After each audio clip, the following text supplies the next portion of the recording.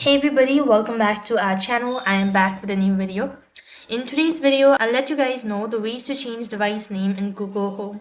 In order to change the device name in Google Home, you have to follow the steps.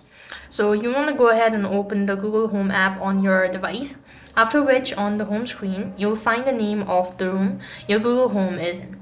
Then you want to tap on the image or name of the speaker. After which, in the speaker and in the speakers menu, tap the settings button, which is represented by the gear icon at the top right of your screen. In your device settings menu, tap name to change your device name. Now here you want to go ahead and now type in the new name for your device and tap the OK button. This way you'll have successfully changed the device name in your Google Home. That's all for this video. I hope the video was helpful. Make sure to like, share and subscribe to our channel. Thank you for watching. See you in the next video.